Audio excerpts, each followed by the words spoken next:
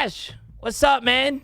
Man, drinking his coffee already. See that? I gotta get it in me. How you doing, buddy? Welcome to the podcast, man. I want you to introduce yourself to start off. Where you stream? You know, how long you been doing what you doing, man? I stream on Twitch. AshIV_ is the name you can find me at. I've been doing it. Just hit my 3-year mark of doing like content creation like this and streaming. So, you know, I'm used to it now, but I still feel very new in the grand scheme of things. But yeah, it's been good. It's been good. I'm sure you feel very new with the way that you've been doing your streams recently, at least. Like, variety has been somewhat a new thing, like the past year or so, right? Like, you've been switching games, you know, switching it up. So that always provides a different atmosphere for a lot of us streamers, you know? It was, very needed. Yeah, last 7 months, I finally switched off of like a quote unquote main game, you know? So it's been, it's the best thing I ever did in my career doing this. Great, because we're going to talk about that. Do not worry. What did you do before streaming? I'm curious. If we go back to me getting out of high school, I pretty much skipped out on college. I had a little scholarship and everything, and I was gonna go for like broadcasting, telecommunications, mass media. That's kind of the field I was looking at. You know, put in my non-refundable deposit and ended up not showing up. Because I joined a band at that point, one of my friend's bands. I was helping him out, filling in for guitar. They asked me to stay. We got a tour put together, so I ended up doing that instead. So from I was like 18 to probably my mid-20s, I would work like little like seasonal part-time jobs in between like touring. You know, I was in a couple metal bands, and then after that, I last couple years before streaming, I pretty much just worked in a warehouse and you know, at some point I was doing shipping and receiving where I was like the lead of that department. And then I started doing stuff on like cam and CAD work, like the engineering, like the I'll say loosely engineering side of CNC machines in a little cubicle. But that's pretty much it. You've lived a life, man. You band, you know, you've lived a life. That's awesome, bro. Yeah. This podcast is a long time coming, right? Like I think I told you the original plans for this podcast a while ago, and this was like years ago. You know, me and you have been great friends forever. I actually met you around the similar time as Vel. I don't know if you knew that, but I met you around the same time as Vel. The last year, we've had a lot of great memories together, and I'm going to bring up the one with Gang Beasts. It was me, you, Vaughn, and Carson XI, bro. I don't know if you remember that. That was a long time ago. That was. All right, and then we played Tarkov afterwards, and I played Dead. I don't know if you remember that. I remember that. I don't remember the Gang Beasts. That's how long ago that was. I remember the playing Dead thing, because if I recall, I took you out. You did take me out. Okay. I thought so. He was playing Dead, and I was trying to hold in my laughter. You didn't check the tag forever. It was me the entire time. Do you have anything, like, we haven't played in a while, Ash, but do you have any favorite moments over the past few years? You know, I think the playing Dead for me was my favorite, but we've had some gaming with you. Yeah, I mean that's probably the main dude. It's been a while since we played together. It has, bro. It has. Yeah, so that's the thing that sticks out to me the most is that little scene. For sure, that was great. I need to get back on DayZ. Maybe you can take me around the world of DayZ or something like that. Tarkov is not a good state. I'll tell you that. At least Tarkov's easy to play with friends. DayZ is not that game. Really? DayZ is, some people ask me like, oh, we should play DayZ together. I'm like, you don't simply play DayZ together. You know, I was like, I'll tell you what server I'm on. If we bump into each other, we do. But, you know, like that's like a non-Discord. Like you don't want to be in Discord for that game, you know? So you need to be immersed. I'm always down to do that. Yeah, exactly. Like I don't do, the only time I've ever loosely tried Discord was when Vaughn first wanted to try, and we ended up, even though we were in a Discord call, we ended up just finding each other naturally anyway, so it ended up working out. So that's awesome. You never know. Vaughn's a good dude. I wish I had a question. I wish I had more questions about Vaughn, but before we get into the deep questions, I want to know, you're a coffee drinker. I mean, I see it in your hand. You're a big coffee drinker, I assume? Not a big one, but a lot of that is because I drink coffee, you know, for the caffeine, straight up. You know, it's not like I dislike it, but I'm not like, oh my God, I need coffee. But caffeine, but ever since getting like energy drink partnerships and stuff like that, like quote unquote need coffee, you know. So I like it when I have it, you know, but I'm not always going out of my way for a coffee. That's fair. You mentioned the other day, you said you're having Death Wish's black coffee, correct? So that's what you're having? Yeah, I just it's just a little Keurig, Death Wish, and apparently it's super strong. Yeah, it is, because that's my uncle's favorite coffee is the Death Wish black. Like it's like called, what is it, like Beyond Black or something like that? It's crazy. That I have no idea. He has one that's like 300 megs of caffeine, just instant. I'm like, holy hell. Yeah, that's the kind of stuff I like. Yeah. Yeah, I've never had Death Wish coffee. I heard it's really strong. Is it strong for you? I put a lot of caffeine in my body. So That's like fair. the only things that really get me like jittery are like espresso. That's you fair. know. Yeah. And I do love espresso, but no, I mean, it doesn't feel not strong. It doesn't. Fair. It feels strong enough, you know. So That's maybe fair. I'm just used to it when I'm drinking it. Now I do gotta mention, you know, would Death Wish ever be something that you're interested in being sponsored by? You know, Death Wish sponsorship. I mean, it would be very on brand. It would look cool. It would look cool. Because their packaging's black and red too. I drink it. Exactly. I don't know if I drink enough coffee for something like that. I mean, but then again, you know, it's all business, baby. All business, Everybody's got baby. a price. You know, we'll add them on Twitter, man. Don't worry, brother. So I don't know. We'll see. That's awesome. What's normally your favorite blend? I assume Death Wish. Yeah, like I said, if I'm drinking coffee, it's probably Death Wish. If we're talking like Keurig, it's probably Death Wish or one of the Dunkin' Donuts blends. Okay. But if I'm out, it's usually whatever Wawa's roasting. You know what I mean?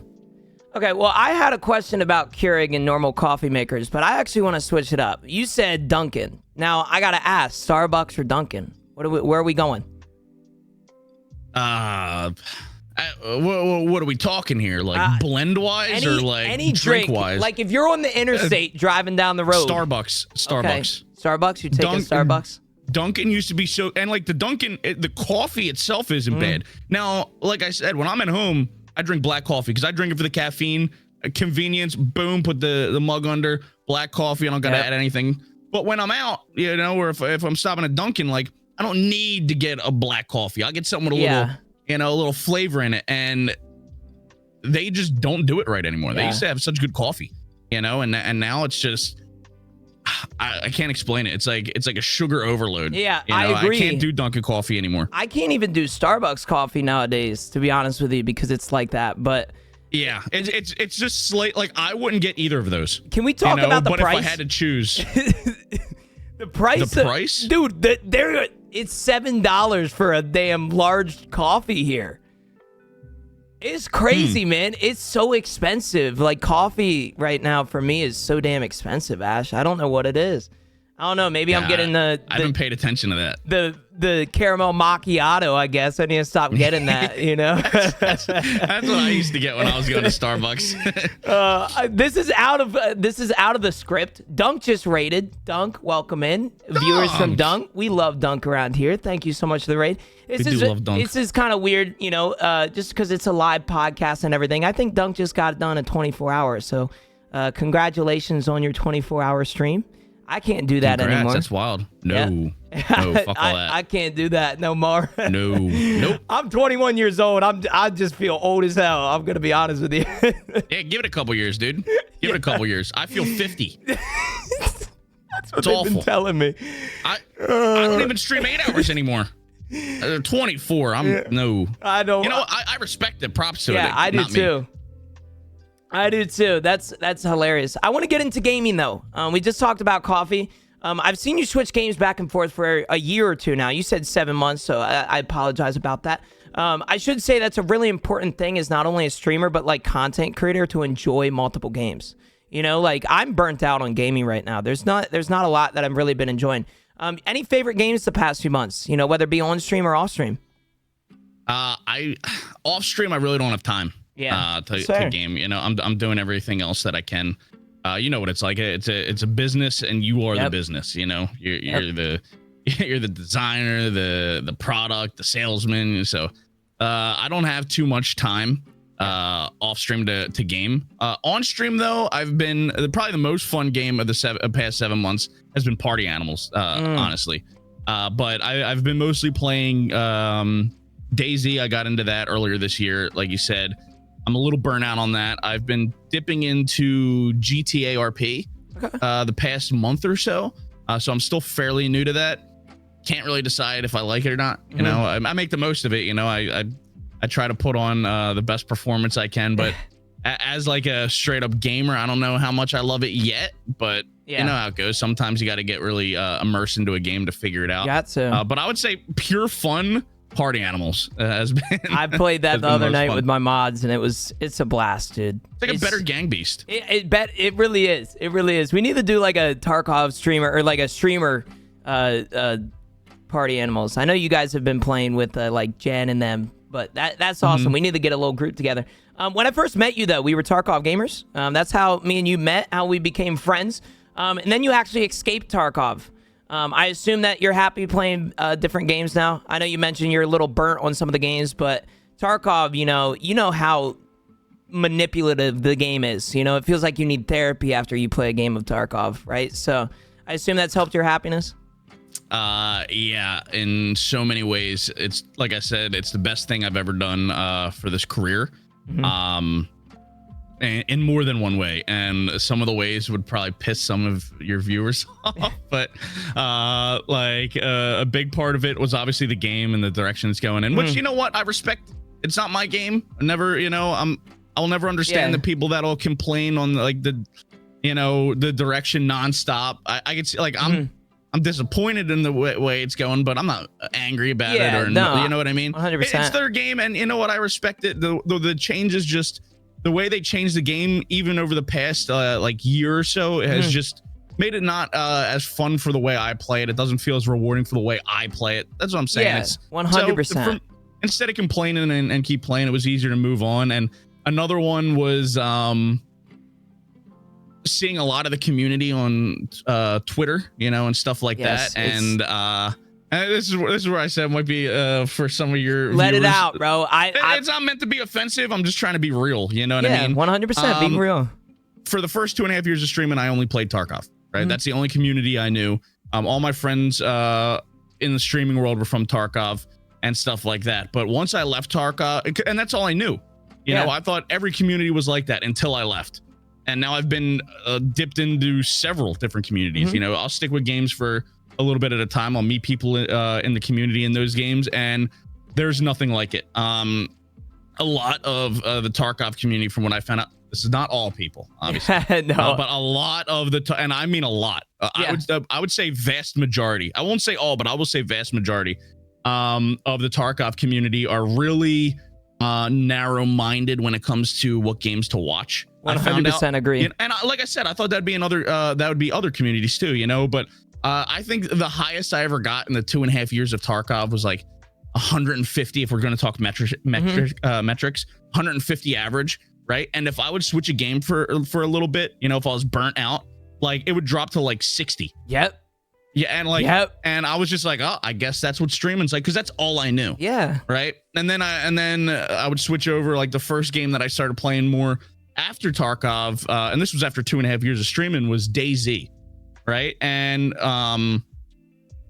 you think with Tarkov, I built that up over 2.5 years. So you would think that community would have accepted me enough, and appreciated the entertainment enough to stay through anything, at least try it out. Right. At least give it a shot. And, I respect you for not, but you would think after being in the scene for that long, 100%. Even after like 2 months of being in the DayZ community, the viewer average in general, if we're talking metrics, tripled my Tarkov high. Oh yeah, good for you. Absolutely took off. But when I would switch games, it wouldn't move. I was playing Minecraft to almost 300 people. That's awesome, dude. Yeah, and that's what I'm saying. So like, it made me realize, shit, it wasn't like that's just how streaming goes. That's how the vast majority of Tarkov viewers are. 100%. And then like any other games community I join into, like they'll appreciate what I do entertainment wise, and they'll give it a chance. You know, some people might come in and say this has been funny, but it's not so much my thing, you know, and they'll be honest. Or but like the Tarkov community just straight up wouldn't even give it a chance. Just wouldn't watch. Like, just, you know, it was as if I was never a part of the community in the first place. Yeah, so that's really eye-opening that you say that. Yeah, that's why I said it might piss people off, but that I felt like I was a part of the community until I tried something else, and then I was like, if this is what the community is like, that I was never accepted in the Tarkov world. No, 100%. I feel that way all the time. I tell people recently, right? Like, I've survived over the past 17 days. I've survived like 17 raids, right? Like, I'm miserable right now, Ash. Like, I'm not having the greatest time in Tarkov. And I tell people, they're always like, switch games, I'll watch you for you. But I know what happens when I switch games. You know, it's halved, right? Everything's halved. And for somebody that pays his bills that way, you know, I have people that rely on me, or I have a future to depend on, right? I need that. I almost need those viewers, and it feels almost like I'm like held down. You know, I'm held down by the game of Tarkov, and it's really eye-opening that you say that, because I always thought Tarkov's community was very understanding compared to majority of communities, but it sounds to me that it's different there. That's really eye-opening. I'm glad you shared that. Yeah, and like, I'm very appreciative of my time in Tarkov. Don't get me wrong. Yeah, 100%. Tarkov is probably, because of the influence it had on my life and how long I played it, still probably one of the top games ever for me. Right? But in saying, not everybody, vast majority, no, I get worst community I've ever been in. Really? And I was in there for a long time. And but like what you just said is what I see all the time. Nobody fucking realizes. And I try to tell Tarkov streamers who are burnout and they're afraid to leave, like, give it a chance. Your viewers will drop right away. It's what happens with that community, right? But stick it out, do things the right way. You know, like, you've grown in a community before in the Tarkov world, right? You could do it again. If you did it once, you could do it again. But on top of that, you now, if you started with Tarkov and you built your community up, you started not knowing shit, right? And you were able to build it up. Now, if you switch games, your viewers might half whatever, but you're in a way better place than you were when you started streaming on Tarkov. You know, you have so much more experience. You know more of the market and stuff. You know more of the scene in general and how to do things, that you have a huge leg up. You know, you're not buried in a directory even right away, you know, and stuff like that. So people just don't give it a chance. You know, a lot of people will be like, oh, I tried changing games for like 3 days and my viewers were down. I'm like, because the new community doesn't know you yet. You have to run through the motions. You know, you got to network yourself as well. You know, I'm sure that's a big part of it. Do the things that made you grow, that helped you grow in Tarkov. Do it again in a different game, just better, because now you're more experienced. 100%. You know, and things will happen, but a lot of people don't give it a shot. Or I'll see a lot of people try to switch games for 3 days, but on their other socials, their other platforms, they're still posting Tarkov. Right? They'll be playing like Overwatch, but all their clips are Tarkov. Yep. And then they'll complain that nobody's coming to watch them play Overwatch. But the Overwatch people don't know you exist because you're not putting the content out. No, you know what I mean? No, you're making 100% truth, man. It's like you said, right? Like, you got to take that shot, right? You miss 100% of the shots you don't take. And a lot of people are afraid to take that shot, including myself. And I like, you're preaching to me right now, not just chat, right? You're preaching to me at this point, Ash. Well, so I really appreciate that. Like, I've almost felt like I've been in a chokehold with Tarkov, right? Like, I feel as though my content for Tarkov is decent. I think I do very well at, you know, providing something that is very good, but I always feel as though I can't provide that in other games, right? And I think that's like, I think that's you're a perfect example of like making really good Tarkov content, but then switching games and making good content for that game, right? Like DayZ. You know, you switched and made really good content there. So I'm glad you brought that up, dude. Like, that's really eye-opening. I hope you know. Like, I'm gonna post that on Twitter. I hope you know that's the type of shit I'm gonna post on Twitter, man, because a lot of people need to hear that, bro. So I'm glad you're preaching to everybody here. Now I do want to go back to gaming.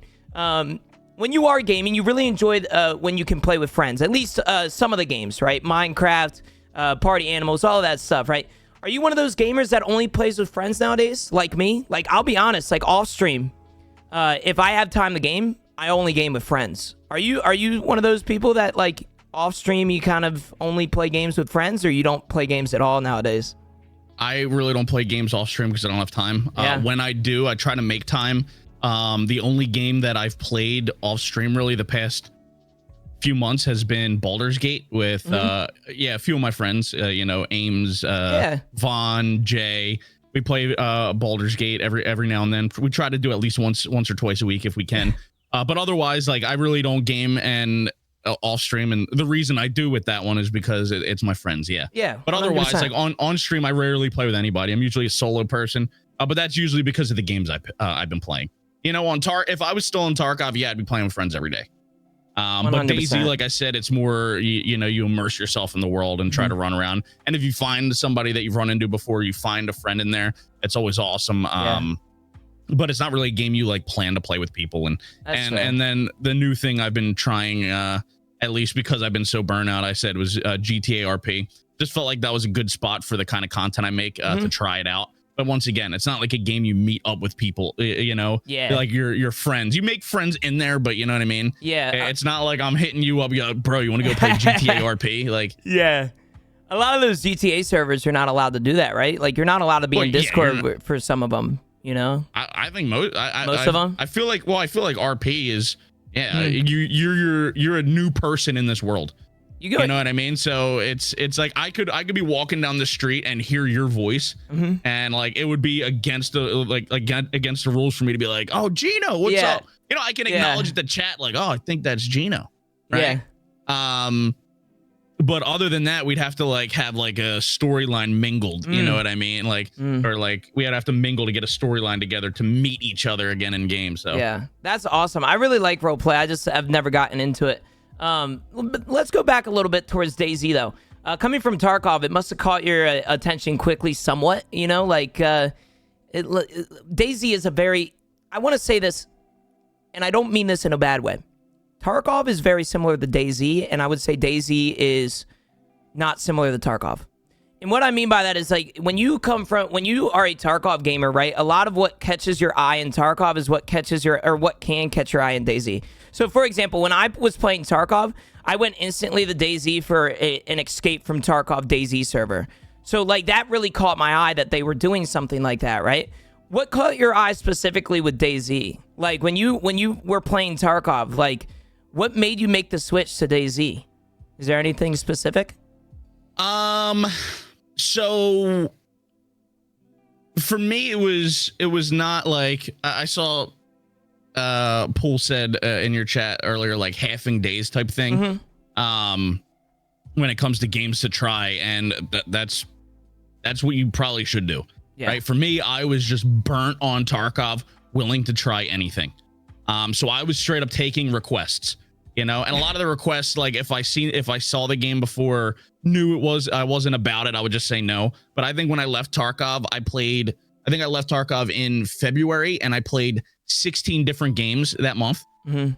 Just trying fucking anything that was recommended that seemed interesting. And yeah, DayZ on the surface, the aesthetic and all that seemed Tarkov-ish. I thought maybe it could be a good game to like try out, but I don't see many similarities once you start playing. I think on the surface, the aesthetic and kind of the idea of survival type thing. But once you start playing, it's vastly different. But the thing that kind of hooked me was the interaction with randoms and stuff like that. And it's not only is it fun for a while, meeting new people and kind of playing off of it. And I always say I kind of do like a soft RP in that game, I don't like sell like a full character, I'm still Ash and stuff like that. And that interaction is really fun because if you remember, like when they introduced Voight, that's the kind of stuff I did in Tarkov anyway. Yeah, you did. But Tarkov's a little less forgiving in that way, but that was my best, like everyone's favorite content of mine was the interaction content. And it was like, and didn't always work out in Tarkov. Some people wouldn't talk, other people just shoot you on sight. So I was taking what people really loved that I did in Tarkov and brought it to a game where That's the main thing. Everyone's willing to talk. Yeah. That's really caught my eye is that it took something I love doing in a game that I love to Tarkov and blasted it to 1,000%. In that regard, everything else about DayZ blows, to be honest. Realistically, it's a janky mess. I hate the gunplay. I hate 90% of that game, but the interaction and stuff like that, and the kind of panic and survival is really what got me sucked in for a little bit. That's awesome. DayZ is one of those games I'm glad you brought that up, because I've always looked at DayZ as a very similar game to Tarkov. In fact, the one time that I was burnt out on Tarkov and I decided to switch to DayZ, it was one of the only times that it didn't drop viewers. So I was tempted myself to kind of go the DayZ direction, but it's one of those things. I struggle with one thing I struggle on DayZ is longevity, right? Like after a week or so, I feel like I've done everything, and I'm not necessarily somebody that focuses interaction like yourself. Like I'll usually focus, gunfights and stuff, and you know how janky gunfights are in DayZ, right? You get shot behind walls and stuff, and you get shot through walls, and it's just not the greatest time. So after a week or so, it was like, damn, I'm burnt out, or like, I don't want to play this game anymore. So I'm really glad you brought that up. Now, getting away from DayZ and stuff, any games you're excited, like, coming out? Any games? Party Animals was one that I was excited about before it came out. Yeah, that game's a lot of fun. That game is so much fun. As for games coming out in the near future, to be honest, I don't know. Right now, I'm burnt. Like I said, I'm burnt on DayZ. I have no interest in going back to Tarkov right now. Hopefully that changes in the I still love the game. It's not fun right now to me. I'm not even sure how much I love GTA RP yet. Trying, so I'm excited for anything that looks fun. I just don't know any off the top. Like when Modern Warfare 3 comes out, like I'll play for a month. Just to get out of the normal, the normal cycle, right? You know what I mean? Yeah. Like, but I wouldn't say like I'm like, oh my God, Call of Duty's coming out again this year. Like, you know what I mean? So I don't know if there's any specific games off the top of my head that I'm like super excited for, which kind of sucks, but I don't know. I guess we'll see. Sometimes games come, sometimes a game will come out that I never heard of. Oh, 100%. It's a blast, you know what I mean? So I'm kind of waiting on that. Yeah, dude, those are always the best games that you didn't hear anything about. They got 3 reviews on Steam, and it's like, damn, bro, this is crazy, I think that's a very good point that you brought up. Repetition with content creation. We're gonna get into it, so maybe not a full explanation now, but getting away from your repetitiveness as a creator is very important, right? Like, not playing the same game every day, or not playing the same game every day for a single month, right? Like, switch it up here and there, because what I notice is that I get burnt out when I'm repeating something, or when I'm being very repetitive as a creator, making the same kind of content, VoIP content, or whatever it may be, right? I get burnt out on it because it's very repetitive. Would you say that's the case? Yes, 100%. Yeah, I mean, you do anything for every day, it's going to get boring. 9 to 5 job, right? A lot of people get burned on that, and just got to keep going at it. It's tough. It's the same. It's a different platform than that, but same feeling. Yeah, 100%. 100%. Well, not going along with the 9 to 5. We're going to talk about more games. Now, I made something for us, Ash. Now, give me a moment. I'm going to take you to a different scene. We're going to set up something. And I'm going to actually screen share this for you. We are going to bring up something very, very important. Okay. Let me do this real quick. We're going to screen share this. We're going to do this. I don't know if you can see this. You should be able to. Yeah, I can now. We are actually going to. I'm going to take my camera away. This is a top 5 list, by the way. Let me switch this real quick. Oh shit. Okay, that's okay. We'll do this. Okay, top 5 list. I want you to give me your top 5 games of all time. This is your opinion. This is gonna be on Twitter. This is gonna be everywhere. All right. Yo, what the top 5 lists of all time? Hold on. Actually, you know what? Let me do this. You're putting like a straight up order this? Yes. Are you kidding me? Yeah, that's exactly what I'm doing. I'm putting you on the spot, Ash. That's what I'm doing right now. Okay. Sorry about that, man. Hold on. I'll get you set up and everything. I'm just making sure this is all good. Sometimes this is a cluster to get available. There we go. All right. So you can see right here. It's not perfectly made. I apologize about that. Looks great, buddy. Thank you, man. I tried my best. All right, we're going to start off, though. All right, you could start at 5 if you wanted. You could start off at 1 if you wanted. This is It'll probably be start at 1. Okay. This is the greatest games of all time, in your opinion. Number 1. So my favorite games of all time. It's up to you. Greatest games of all time. It doesn't. Don't list this as greatest. I'll give you probably my favorite games of all time. That's fine then. All right. Because if you put this up as the greatest games of all time, I might get canceled. I would say number 1 favorite game of mine all time, just based off how many hours I put in and how much of an influence it was on me, probably Escape from Tarkov. Okay. Which is weird because I can't stand the game right now, and I have no interest of playing it. But if I look at everything and how much fun I had there, how many hours I put in, Tarkov is probably my favorite game of all time. Okay. Number 2. This is where it gets a little dicey. Yeah, it got me thinking too. I would say, and some of this also goes off of the age I was when I was playing them. That's fine. You know, yeah, nostalgia and stuff. You know. Yeah, I would say, can I use a series? Like yeah, 100%. A franchise. Yeah. This one's gonna be a hot take. Okay. But the Arkham series. The Batman Arkham series is very up there for me. I know a lot of people that love that series. I'm going to be like, I know a lot of people that like that. So I spelled that correctly, right? I actually never played an Arkham game. I hope I spelled that right. Yeah, I believe you did. Okay, thank God. You would have canceled me, brother.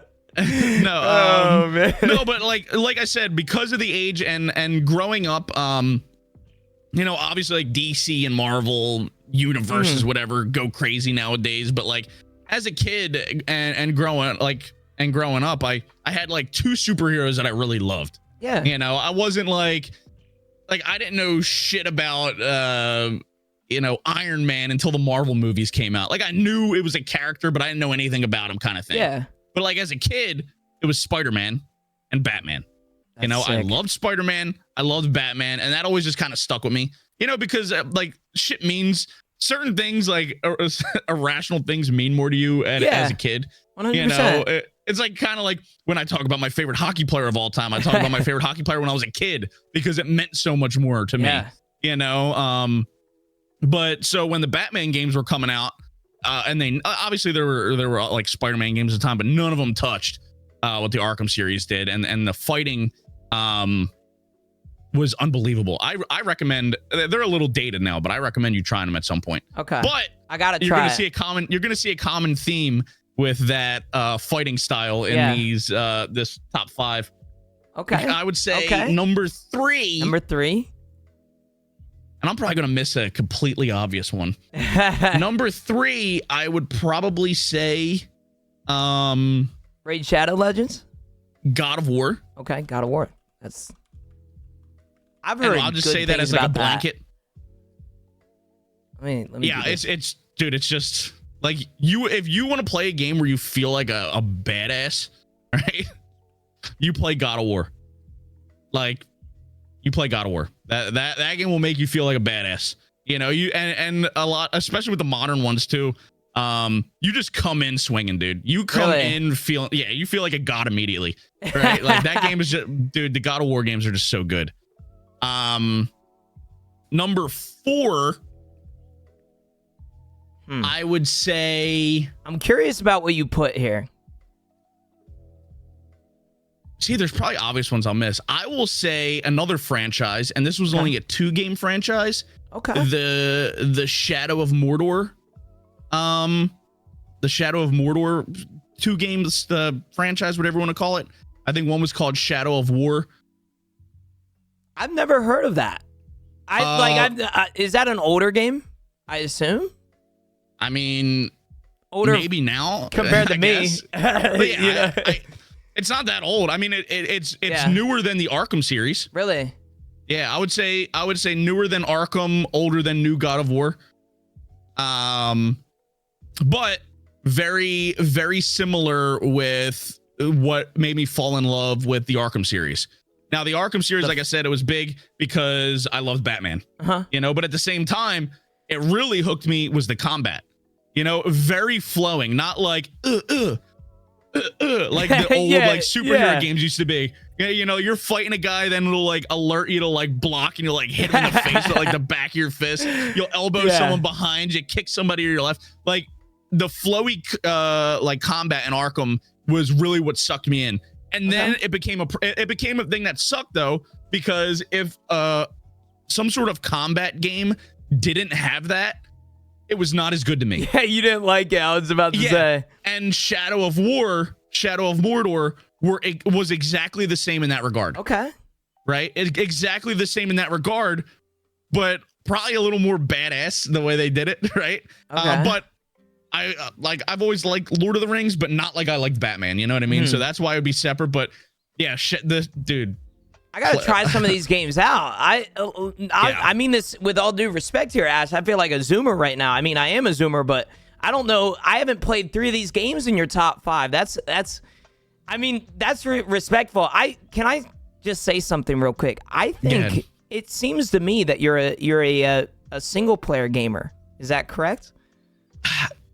It's very tough. Like it's very tough to say that. Just because, you know, you see Tarkov up there, which obviously isn't a single player game. But that I just logged so much hours, you know, it had a huge influence on my life. It's a huge reason I'm doing what I do today, or where I'm at today, kind of thing, you know? So that's there. But, and I don't want to get too into this because it's not part of the topic, but I didn't get into this, scene as a hobby. Like I got into this to do it as a business, right? That was my mindset immediately. Really? And I know it's not the same for everybody. So like a lot of this stuff that I'm playing on stream all the time and multiplayer stuff is like, okay, like, yeah, I want to have fun, obviously, so I don't get burnt out. But like, where can I make content here?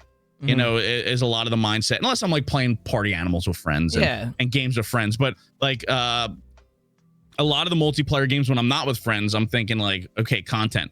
So a lot of these are single player games because that's when games were more fun for me. I respect that, when they weren't work and I would get home and I wouldn't have to rely on my friends being on. I could just sit and immerse myself in my PlayStation. When it wasn't a business, or like when it wasn't for Xbox business. 360 back in the day with the Arkham stuff. I agree. But yeah, so that's why it's like that. Like, I'm sure I would still love it. Like I played the new God of War and I didn't even finish it, you know, just because I didn't have time, you know, but I did love playing it. So like times are different now. So I agree. But I really loved that part of just like mind melting, you know, playing cool games. My friend is the exact same way. My one mod, his name's Saint. He always plays single player games, and I'm just like, dude, how are you staying focused? Because I was the opposite, right? Like I started gaming with friends. You know, Call of Duty Zombies was one of my first games, right? Like I had that 4 stack at all times. So when I don't have friends playing it, I almost feel like I got no purpose. You know what I'm saying? So it's always awesome seeing people that like love single player games because I know that they're content with themselves. You know, me, for example, I start hearing the demons in my head or some shit when I be alone playing single player games, bro. That's awesome though. Now, number 5. You gonna go? No. I'll tell you what, when I made my list, number 5 was the hardest for me. Because there could be so many games. Exactly, because you don't want to leave something off. Exactly. You don't want to leave something obvious off. Because the first one that kind of pops in my head that is very in line with 2 of the other games on here would be, although I haven't played the newest one, the recent Spider-Man franchise. But same thing. Flowy combat, something I loved as a kid. So it's very in line with the Shadow series and the Arkham series. but like I'm sure there's like super obvious stuff. But like you said, like the Call of Duty was always big for me, playing with friends, you know, but the older you get, your friends aren't always available. That's why I kind of went to like the single player route a lot. Because everyone had jobs and stuff like that. So it wasn't the same. But I'm trying to. We could do some honorable mentions. Here. I can't think of any off the top of my head is the problem, you know? Is there any games that you used to like play with? Like, for example, my top 5 is completely different because I play with friends, of course, right? So like I would put Call of Duty franchise up there. One game that I really enjoyed with friends was Rust. You know, Call of Duty we could put at the honorable mention. I think that's a good one. But it seems to me that like just a lot of times you just enjoy the nostalgia. You know, you enjoy the gameplay experience of single player games, and that's a good thing, man. I mean, this is a pretty solid list for somebody that plays single player games. You know, here's a good way to think about it. Okay, I prefer multiplayer games. I do. I prefer multiplayer games. I prefer playing with friends, whatever. These games are probably on my top because they're the few single player games that did get me, if that makes sense. Yeah. That's probably why they're so high. But if I would play a bunch of multiplayer games versus a bunch of single player games, I would get bored of the single player games first. Easy. I could see that. I would enjoy the multiplayer games majority. You know what I mean? Yeah, like 100%. Over that. But the games that were fun single player and hooked me, it's because they were really good to me, you know? But yeah, I would say like COD / Battlefield would be honorable mention. I would say the like sports games, like if you want to put a general blanket over it, because I played NHL a lot. NHL, really? Oh yeah, I mean, you've seen me play games. I'm not great at like shooters and stuff. Right? I like that fun. Yeah. NHL I'm pretty. That might be the one game I'm pretty good at. Wow. Or at least I was. I haven't played it in like a year or so, but wow, that's crazy. I'll be honest. I don't know a lot of people that play NHL. I thought that was the games suck now. Really? Like NHL 23, last year's one, is the first game that I didn't buy since 07. Damn. I believe the first NHL game I didn't buy since 07, and only my second NHL game I haven't owned since NHL 98. So I've owned every NHL besides I think 07 and 23 since 98. And that was on crazy. Super Nintendo. Yeah, I think Peter Forsberg was on the cover of that on the Avalanche. Man, dude. Yeah, I played that series a long time. Yeah, Super Nintendo. I played that a long time. That's awesome. I mean, NHL when people did play it, I heard it was a pretty good franchise. I was a Madden kid. I like football. I've never been a hockey guy. Madden. I like Madden too. I probably played.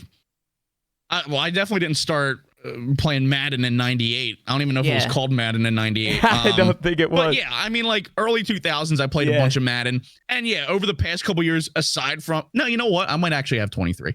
But the past couple years, Madden, I might buy each year or skip a year here and there. But it wasn't as like, quote unquote, religious as me buying NHL every year. But hockey, I mean, you know how I am with hockey. Yeah. It's like, it was been in my obsession since I was like 7.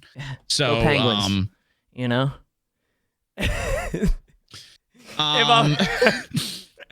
So it's like I mean that was a sport I played the longest and all that. So that's fair. It provides that nostalgia feeling. I wish they didn't suck now. Yeah. No, I don't blame you. Well, I appreciate you giving us this list. This is totally gonna be a tweet, by the way. Just would like to point that out. Hopefully you don't get canceled here. You shouldn't. I'll get ripped like I get ripped on everything. Anytime I do a list of anything, cereal tier list, whatever, I'm destroyed. Candy, I am absolutely destroyed. Everybody has opinions, man. That's hilarious. Well, I appreciate you doing that. We're gonna unshare this screen for you. We're gonna take this away. Yeah, get that out of there. Get that out of there before more people see it. That's hilarious. We're gonna go back to this. And then, I appreciate you giving the top 3 games of all time. Well, actually, top 5 favorite. Yep. Let's not fuck this up. Don't do this to me, Gino. My favorite games. I'll try not to, man. I promise. Jesus. Oh man. If you put that list up and say this is my choice for the greatest games ever made, I might not be able to stream anymore. I might have to find something else. I'm dying, bro. That's hilarious. Oh man, we already got into it, but I want to talk a little bit more about content creation. Before you started content creation, and you mentioned this a little bit earlier, you thought of it strictly business, like right off the bat. Did you ever, like when you first started though, did you think you would make it your job, or was it like one of those chance things, like, oh, I'm gonna take a chance here, right? Oh, well, I mean, it's always a chance. Yeah. But yeah, I knew that this is what I was gonna do. That's fair. Yeah, like it's not something I always thought I would want to do. You know, in fact, when I was younger, like a teenager, and I was living at my parents', I have a brother who's like 8 to 10 years younger than me, whatever, and he used to watch streamers, and I used to make fun of him. I'd be like, bro, play the fucking game. Why are you watching someone else playing? I didn't understand it. You know, I always just thought, but I guess I always assumed it was just like people playing games like the best they could, you know, and it was like the best gamer. So it was never something I watched, you know, never something I was interested in. Obviously I did all the band stuff, you know, and I've done like graphic design, video editing for fun, because I used to do little skits in high school for fun. I'm afraid. I am afraid. Oh, he's got you already, man. So he's got you already. I'm not okay. I'll open it on the side, okay? Oh, so I'm glad Christ. you brought that up. If you could send a link, I need to pull this shit up, man. What you keeping me out of this? No, we need to keep this up. He said Ash said Tarkov's the best game ever made. Crazy. That's no, hilarious. But so I like to entertain, you know, and I did it in the band, and like for what it's worth, the entertainment value, I was pretty good at it, and like, you know, so. Yeah. When I was, you know, I didn't start this till I was almost 30. You know, I was just over everything else, you know, and I was like, you know what? I saw like Stone Mountain videos on Facebook, and I was like, shit, like he's good at the games, but what his successful in his content is that he's funny, he's creative. And I was like, oh shit, I never thought about that because I don't watch streamers. I never thought about the humor aspect of it. I thought it was all competitive. Yeah. Like gaming, you know? And that kind of opened my eyes, and I was like, shit. You know, like I love entertaining. That's why I did the band thing. Not for me to travel nonstop anymore. So I got out of that, but I was like, shit, this seems like a place where I could be my creative self, you know? I can make videos like I used to do as a teenager, as skits kind of thing. You know, I can entertain from home. I can bring in my graphic design experience. That's what like my scholarship was going to be for college. I had video editing experience. I had audio experience from doing stuff and recordings for bands and stuff. So I was like, shit, like I've always tried these things separately. Now that I'm thinking about it, jumping into streaming, I could put them all together. Yeah. Why try to be a graphic designer, or why try to be, you know, this, that, when I could do it all together, you know? And I was like, I'm glad I was like, it's good to do it all together. And at the same time, like any other industry, you know, music, there's always like a marketing, you know, you want a marketing guy, you want a graphics guy. And I was like, streaming's got to be the same, and I'll save so much money because I already know how to do it all. And I'm pretty decent at it. You know, I'm like the phrase jack of all trades, master of none is 100% me. Yes. I'm not like super, like, I'm not like the best at shit, but I could do a lot of shit well. So I was like, if I could do it well enough, I could do it for free. You know, obviously times value and stuff, but I wouldn't have to pay money, which I didn't have when I first really started streaming. But I was like, I could put it all together and try it. And yeah, my mindset was, I'm doing this. I will do it the best I can. I'll put all my effort into it. This is what I'm going to do for like a career. So yeah, it was never in my mind that, like, it was a chance, obviously, like I said, everything's a chance, but no, it was 100%. That was my goal. And I didn't give myself a backup plan to force myself to work my ass off for it. That's fair. That's really good, because a lot of people, I mean, I've always looked at backup plans, but the fact you just said, like, you didn't have one, so it pushed you further into content creation. Like, it pushed you to do more things. That's really nice. And going back to what you said, I saw a tweet probably about a month or two ago. You know, a lot of people were saying, like, as a creator, you're doing multiple jobs at once. You know, you're a graphic designer, you're an editor. You know, you can pay people for that.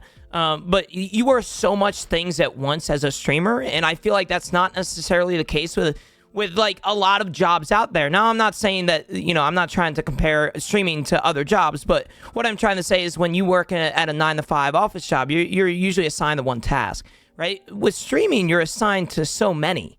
You know, you're assigned to audio management, you're assigned to social media management, you're assigned to so much stuff, and that it's really hard as a creator sometimes to balance it all. So I'm glad you brought that up. But going back to what you also said about the metal band, did you transfer any of the knowledge from the band to like content creation? I know you said you used to do skits, but like anything from the band, like whether it be management or, you know, just socializing with others, you know, was there anything that you like the band brought the content creation? Yeah, I'm sure there is in like underlying things that aren't super apparent, you know, like some marketing strategy that to me now might have been common sense. Maybe I picked it up in the band time. Yeah. You know what I mean? And stuff like that. And yeah, being in front of people, being on a stage, I'm sure that was part of it too. Makes me like I felt pretty comfortable right away being on camera and talking to people. Awesome. You know, I know some people are just do it anyway, so I don't know if it came from the band thing, and I know some people aren't super comfortable with it right away, so it's hard to say if that was part of it. But yeah, I mean, putting on a performance, marketing yourself, because bands are very similar in the same way. Like, you know, pushing. I mean, times are different. Like, I was like handing out flyers back then. Like, that's not the world we live. I'm older now. Remember, like when I was first touring, we would go to malls and hand out flyers that I designed. So it was like, oh yeah, okay. Times have changed, you know. But dealing with like an agency or management, I did that with the band stuff, but it was very different, I guess, than this scene. So it was good to have that experience, knowing that like it's there if you need it. But I didn't sign on to like a management agency, whatever you want to call it, in streaming until this past month. You know, so like, does it carry over? Like, does the experience from before carry over to now? I don't know yet. You know, I'm still so new in having that in this space to be able to do it. But yeah, being comfortable with crowds and performing, like, that stuff probably came from the band stuff, I'm sure. That's awesome. Yeah. I mean, a lot of people struggle with when they first start streaming being in front of a camera. It's like one of people's main struggles. So that's awesome that you were able to just like willy-nilly go into streaming and not necessarily be nervous about that type of thing. So props to you, man, because a lot of people struggle with that. We're going to get to family here in a bit, but I am curious. What was your wife's thoughts on content creation when you first started? She's the reason I'm doing it. Really? Yeah. So like I said, awesome.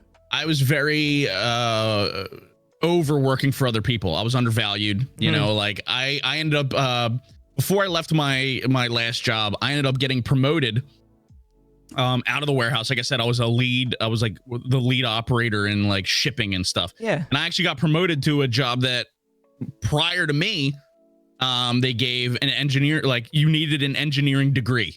Like you needed a degree to get this job. But like I showed, you know, experience of working there, you know, and how hard of a worker I was and stuff like that, that I was somehow able to get the job after the guy left ahead of me without a degree. But because of that, they were paying me thousands of dollars less. That's crazy. Now, mind you, I did the job more efficiently and better quality than that person. And they would tell me, you know, even the departments that I wasn't employed by, you know, like the engineering department would come to my boss, like come to me and come to my boss. They're like, dude, you're doing this so fast. Like, thank you, blah, blah. This is so much easier than what we're used to. And I was getting paid thousands of dollars less because of a piece of paper. And that's fucking bullshit. That's garbage to me. Right. And I bring that up. I'm like, here are my numbers. Here's what I got done here. Their numbers is what they get done. And then they're like, well, I'm a piece of paper, you know? So it's one of those things. I was like, you know what? I never want to work for anybody else ever again, you know? And I was completely over it. And this is not meant to hurt anybody, because I know COVID affected a lot of people in a negative way. Like the lockdown, that was the greatest time of my life. Quarantine was the best time of my life. And being pulled out of it in like, I think I got pulled out of quarantine like 2 months before everyone else did. Because I knew so many other positions, they brought in barely anybody, but they had me working like six different positions, right? Because they couldn't bring everybody back because of regulations or whatever. So I was working 6 different positions, making thousands less for the one position I was hired for because of a piece of paper. So I was done. Yeah. I was like, you know what? Fuck this company. I don't want to work for anybody. You know, this is garbage, like so undervalued. Like that's not garbage. I'm meant for more than this. You know, I'm too good for this. It's kind of how I felt. And my wife would see me come home miserable all the time. And it was around that time, like I would say like 2 months, 3 months into me going back into the like warehouse office, whatever, is when I started like getting into trying to stream, you know, like I bought a webcam, I learned OBS, you know, and then eventually I got to the point where like, I was like, I think I want to try the streaming thing at some point. And when I'm ready, that it's definitely something I want to jump into. So what I did is like through quarantine, like obviously there was like stimulus checks and there was like unemployment plus a bonus, whatever.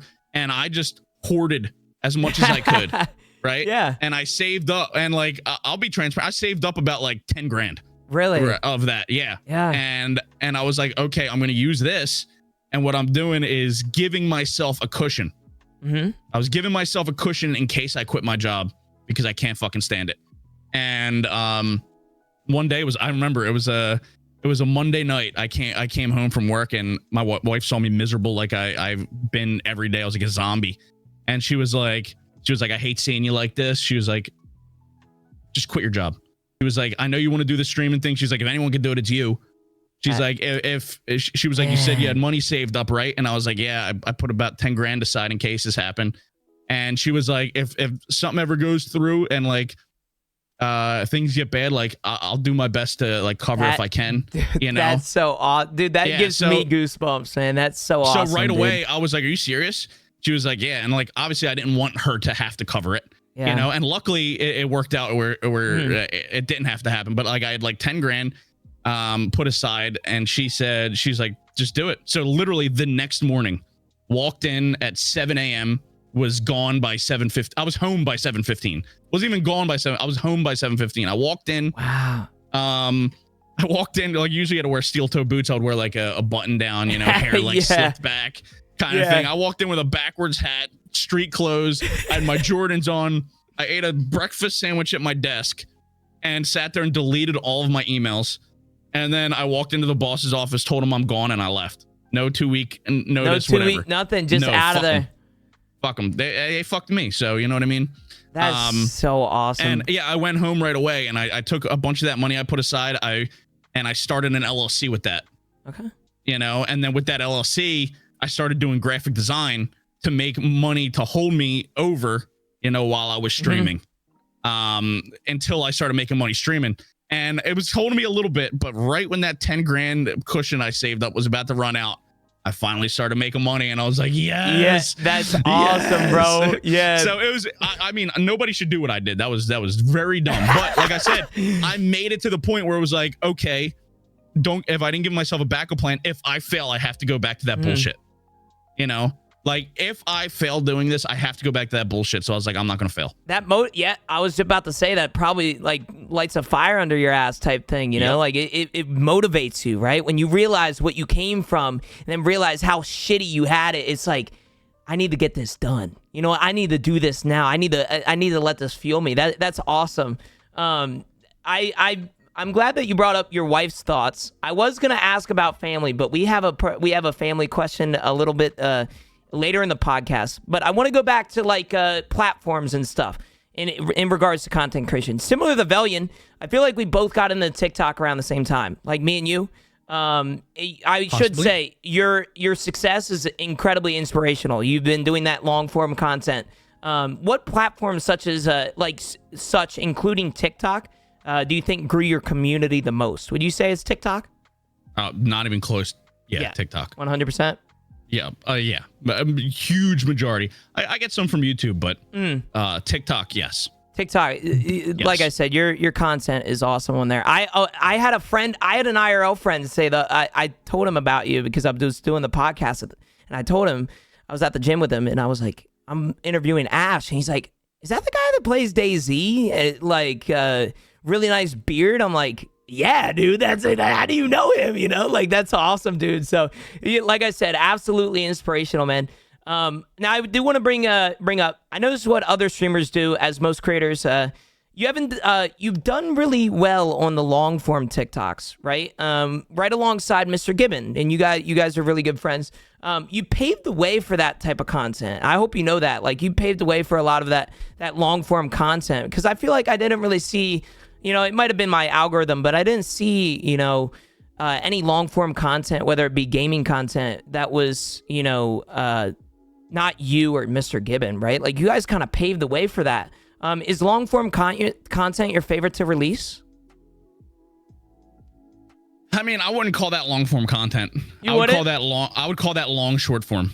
Long short form. Okay. Yeah, that makes sense. I still think there's a separation in approach for that kind of stuff, because long form, to me, like YouTube videos, they're longer. You give it a little more breathing room. A lot of time with short form, is a lot.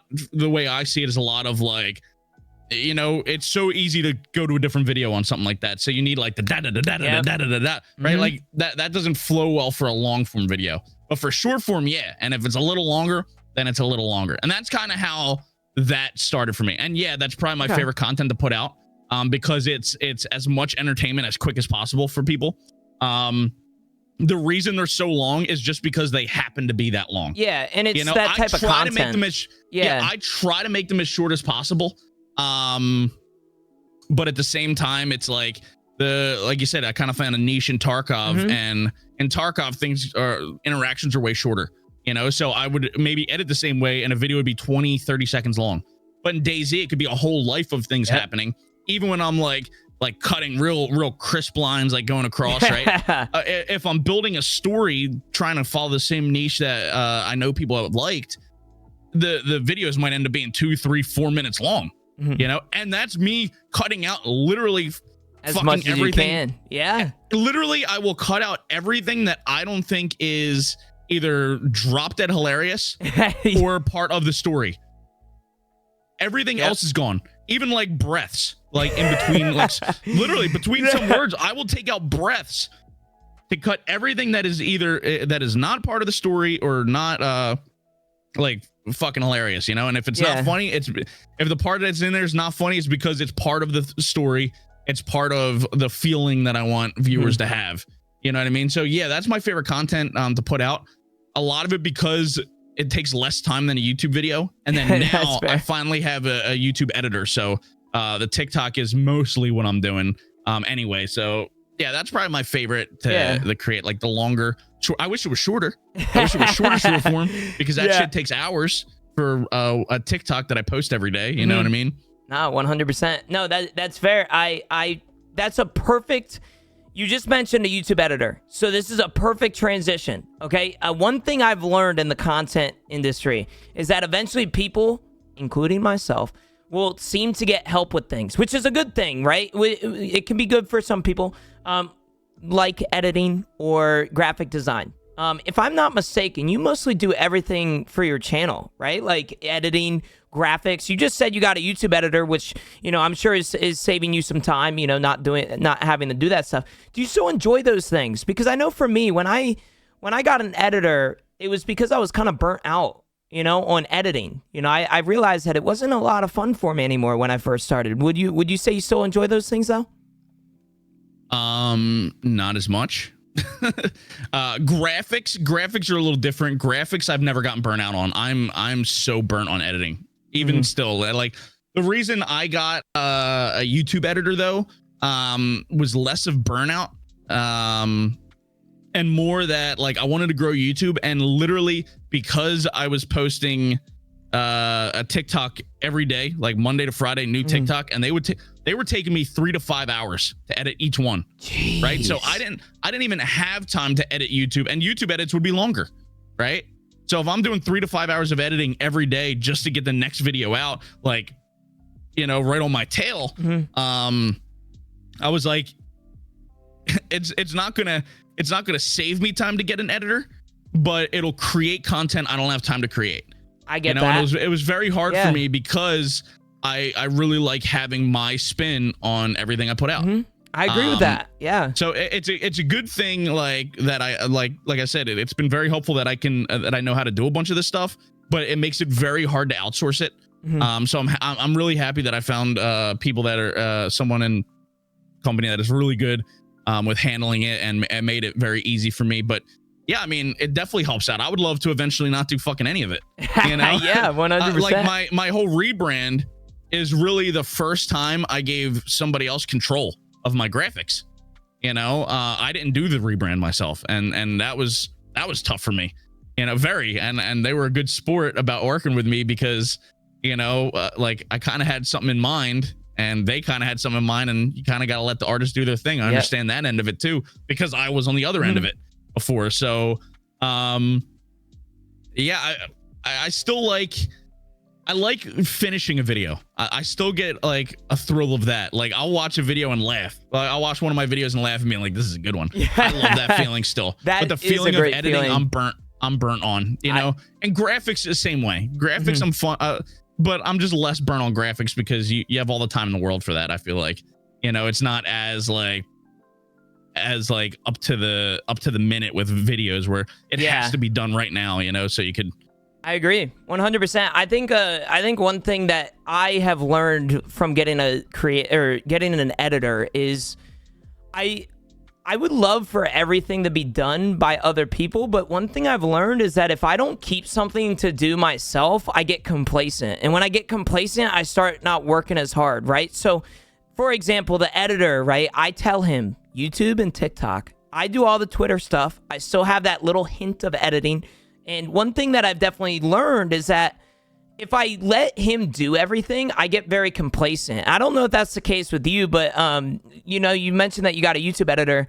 I get really complacent if I don't have things to do in the field. You know, if I just stream all day and I go do whatever I want outside of stream, I get very bored. You know, so I'm glad you brought up that you're burnt out with editing, but it seems to me that you're kind of getting some help with YouTube and stuff. So that's a very good thing. Props to you for doing that. I hope eventually I can get rid of a lot of stuff. Yeah. Because like you said, if you're only streaming and not doing anything else, like I don't know what that's like right now. And like I've had to give up a bunch of my hobbies for this because I don't have time, and any spare time I have to not work, if I do it all, I just want to sleep.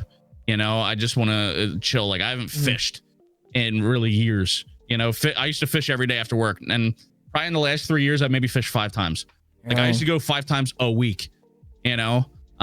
So it's one of those things where I would love to have what you said you get bored with. I would love to eventually just stream, you know, but it's very hard mentally to give up your stuff. And because, you know, in a way you're giving up your creative freedom with some of the things. So I agree with that. It's tough to balance, but no, I'm going to say I disagree with you. I can't wait to get to that point. No, 100%. I can't wait to hopefully get to a point where I can go live. Anything I edit is strictly out of fun for me. It's still content wise, you know, but like if I have an idea for like a skit, you know, that kind of shit's fun for me to film and edit. Oh, I'm sure. You know, I just don't have time for that. Yeah. But if I had time, like I would edit that, have everything else done by someone else, and then go live my life. I can't wait, and hopefully I get to that point. I will say we're in a different stance in regards to like where we are in life. You know, I'm 21, right? So I've been I don't know. I've been I'm a baby. I'm a youngin, bro. I'm a baby, exactly. I'm going to actually pull up something similar to what we did before with the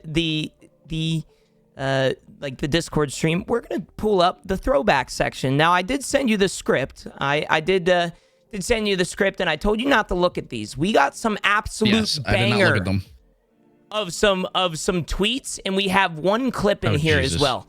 Okay, so I cannot wait to share this with you, dude. So first off, this section is called Throwback, and the reason that I call it Throwback is because of the fact that we are gonna go and look at some old Ash tweets. Now, let me pull up this. Jesus, how old are we talking? You'll see, brother. Bro, What are you gonna do to me? First one. Let's start off with. Hold on. You didn't go past the content creation page. Oh, I did. I fucking did. Yeah, I did. Hey, you can face. I don't know what's back there, Gino. Listen, I don't know what's back there. I would never put anything on here that would somewhat embarrass you. Okay, it might, you know. My dick. Go ahead. Go ahead. First one. All right. Look how young you are here, bro. This is from 2014. All right. Wait, what are we bringing up selfies? I'm a little. Hold on. Did you share the screen? Yeah, I did. I'm sharing the screen as we speak. This is How do I find that? it should be on Discord. I'm sharing it. Oh, there it is. There it is. All right. This is you, a picture of me. This was a selfie from November 9th, 2014. Bro, you're bringing up selfies? What the fuck is this? I did. Yeah. I would like to point out how much you look different. Like, I don't mean that in a bad way either. I think the beard fits you well. But this is baby face Ash, man. I couldn't grow facial hair at all till I was like 25, 26. Really? Yeah, and then all of a sudden I could grow a giant. My beard still sucks. The camera and lights do me a little some favors. The mustache goes crazy though. Yeah, but does. Like that was out of nowhere. Like when I was on tour, I didn't even have to shave. Yeah. So yeah, that's usually what I looked like. I mean, it was very rare that I had short hair. A lot of times I kept my hair at least somewhat long, whether it was like an emo cut or whatever it was. But I rocked that like pompadour look for a little bit.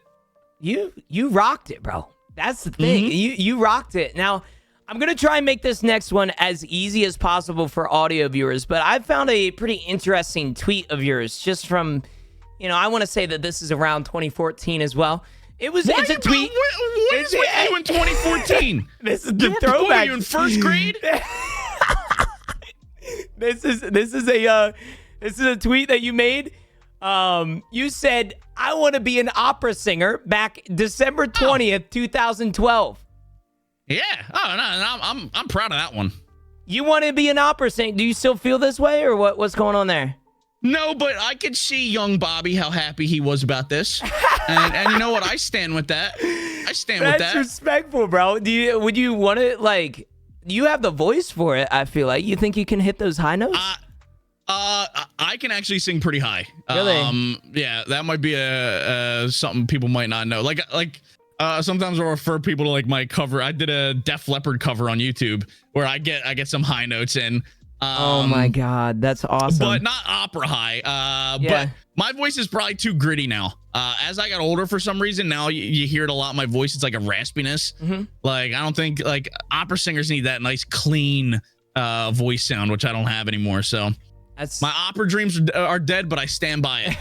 It's okay. You got streaming now, man. You got a great community now. Now, I would like to point out, we talked about the band situation. You had a lot of swagger in this band, and now I found a picture. Now, not like this one. This one is the babyface Ash. We found someone with a lot of hair. Hold on. Okay. This one is really good in my opinion. Now, that is a lot of hair compared to this right here. You're missing a real good one. You missed a real good one. I couldn't go back that far, man. I'm sorry. No, I'm sure I had. After that. It was after this. That. Yeah. This is from December 12th, 2012. This was you when you were in a band. I would like to point out, it's hilarious. I looked at a lot of tweets from you, and the funniest parts were your hashtags. Hashtag metal, hashtag rock and roll. Well, hashtags were big back in the day. You wouldn't know. They were. I was in You weren't first fucking grade. know. Yeah, I was in first grade, like you said, I even put gauges in there for people that didn't know they were called plugs. Look at that. Ash, you know what I hear the craziest part? I got 6 whole likes on that. How old were you when you took this? December 12th, 2012. Well, it looks like I was living at my mom's. Good thing I don't live there anymore, you doxing son of a bitch. It looks like they can't I was see living that. at my mom's at the time. Yeah. So I was 20, maybe 19, 20. That's crazy. You want to know how old I was? No. How old were you? 11. I was actually in first grade. Actually, no. No. If you were 11 in first grade, you had. Yeah, I had some. Now, what grade would I be in? What? 18. I don't know, like man. Fifth grade. Yeah, fifth grade. You would have been fifth or sixth grade. Yeah, I think you're sixth and first grade. Were you graduated at this point? Yes. Yeah, so I was in fifth grade when you were graduated, Ash. Does that? I was graduated for a couple years at this point. Oh wow. Yeah. Yeah. Now, last thing. This one is a clip, and I will say right now, I put this in the script. This is the funniest clip that I've ever seen. I didn't even look at that part. I'm serious. This clip right here is called Ash Does a Poo, and it's 3 years old. Now, we got to watch this because I'm turning off the Blockbuster music here. Hold on. This is the most hilarious thing I've ever seen. Not a bad idea. I would do it. I would do it. I must just shit my pants. I might have.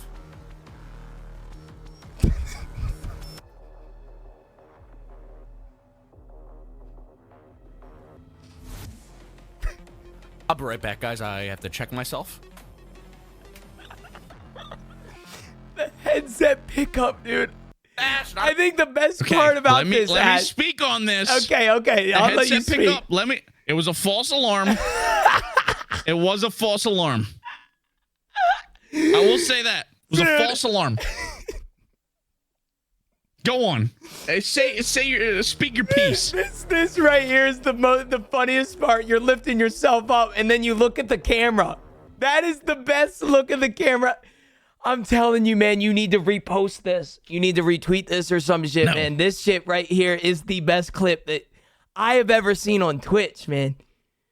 You got to ask for the people. Nah, but if you're confused, audio folks are like, what the hell is going on right now? People listening on Spotify. This is a clip of Ash just sitting up in his chair after he said that he shit himself. Now, he said it's a false alarm. Do we believe him? I don't know. It's like one of those things. What? You're lifting yourself up a little bit here, Ash. Well, yeah, you know? I had to check. I had to make sure. I had to do. We call it the dip check. That's when at that point it was named the dip check in my channel. That's hilarious. You have to. You got to see if there's any separation. You know, if the underwear's sticking, then you know it's a bad time. But sometimes you don't know, because I could have been sweaty, so there might have been a little bit of a stick, and I was like, "Oh no, what could this be?" And you know what? It might have just been sweat. But I know I do remember it was a false alarm. I do remember it was a false alarm. Ash is the only person that I think could just explain it in such a manner that becomes interesting. That is unbelievable. Now, don't worry. Okay, that is going to be the last of the throwback section in regards to the clips and the tweets. So do not worry. No. We're gonna pull you back up here. But I do have one throwback question for you. Now let me turn back the music and everything. There we go. Just turn that down a little bit. All right. One last throwback question. If you could tell your 10-year-old self one thing, advice or just a statement, what would it be? To be honest, I don't know. I don't know. With what you've been, fucking luck. That's fucking perfect. You know what? We'll just end the section there, bro. We'll move on. That's great, dude. Good fucking luck, little dude. Bobby. Good fucking luck. That is hilarious. All right, so now we're gonna get into a very deep section. Now, this is the life and mental health section. This is what I want to provide in regards to a podcast. I want to provide more than just stories. I want to provide something a little bit about mental health. So we're going to ask some deep questions, but I'm sure you aren't going to have trouble. You're a very vocal guy. So ever since I met you, Ash, I mean this in a really nice way. You are a very loud person, especially back in your Tarkov days. You would scream a lot. You're a very loud person. I would like to, I'm sure the band kind of did that to you and everything like that. Thank you. Are you like this in life? Like, sometimes in the gym, I'll have my streamer voice. Like, I'll talk to my gym. Like, streamer voice versus IRL voice, right? Are you like this IRL? Like, you're a very loud person? No? I'm not. It's very... I would say it's not that I'm different on stream. It's that I'm more amplified in many ways. Obviously, voice, like... I still, it's the same kind of humor outside of stream. You'll get the same like facial reactions and stuff like that. Dude. But maybe not as frequently. Yeah. Like it's just a more animated version of what you would get off stream. But yeah, there's a lot of times where like I'll go up after stream and talk to my wife, and she'll occasionally she'll tell me, all right, take a second, you're talking to me in stream voice right now, you're coming at me hard right now, let's just back it up a little bit. That's awesome. But yeah, like and a lot of people I think realize that at like TwitchCon and GCX that you don't feel like it's not like you're like, shit, he's a completely different person than I thought he was, but I'm a lot more like reserved. I'm a lot more reserved than person. Yeah, that's right. Well, we talked about it in the last like little bit there. You seem like a very vocal person, or you are a very vocal person with content creation, wanting creators to play what they want. You believe in this since day one. You started variety. You believe in this. You believe content creators deserve more, especially away from certain communities. How has this made an impact on your life? Like, not just content creation. I assume you're a very happier person. I know for me, when I'm burnt out, I'm a little agitated, right? Like if somebody messes with me, I'm a little pissed off at them. I assume this is how you feel as well. Yeah, when I'm burnt out, I'm a little more irritable. But yeah, like with wanting everybody to try other things, I want people to not just enjoy games, but be successful in things. You know what I mean? For sure. Why not, right? It doesn't hurt me any if someone else is doing well. Yeah. Like I just want people to do well, because why not? It's a shame seeing people like struggle mentally with stuff like this, or or any aspect of it. I just want people to do well, and it might even be a little selfish. Like I hate seeing people work for nothing.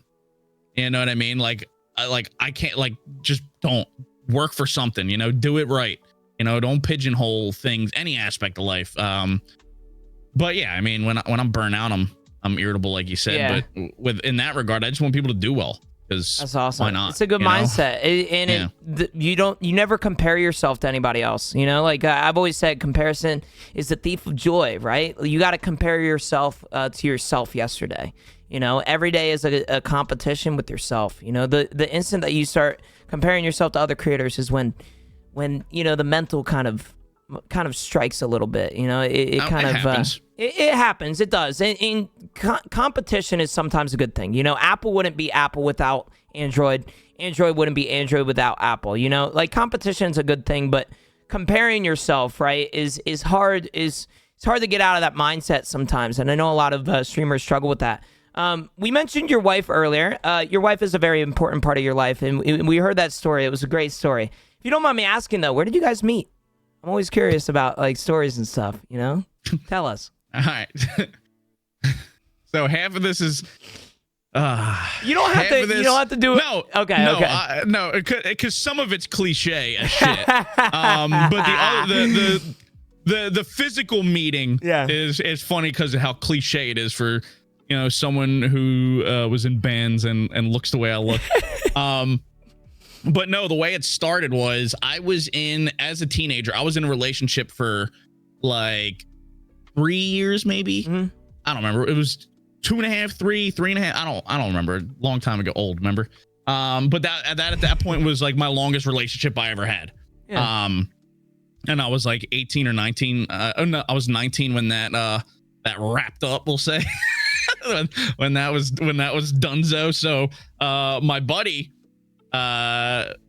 was also single, and there used to be a I don't know if it's still there. There was a diner that we would all go to. Like everybody in the area would drive to this diner in the middle of the night. It was like the spot, right? We would go at like 1, 2 a.m. Because at the time we had like part-time jobs. We weren't up at 9 a.m. or like 7 a.m. every morning, whatever. So we would go to this diner, and now that I was single, my buddy was like, my buddy was like, yo, Bob, bring the girls. And I'm thinking like, who the fuck does he think I am? Like that I just have like, yeah, who do you want? Like I had like a menu for him, right? Like I was just, that's hilarious. Like, I was just in a relationship for 3 years. I didn't have any of that stuff. Like, you know what I mean? So I was like, okay, how can I make this really fucking weird for him? Now I remembered him at one point saying that in the past he was like, oh, see that girl over there? Yeah. Like that's best friends with some girl I tried talking to. They both fucking hate me. Right. And I went on Facebook and I found the one that he tried talking to a couple years prior that hated him. And I was like, I'm going to invite her. Never talked to her in my life. Right. I was like, I'm going to invite her. So I messaged her on Facebook.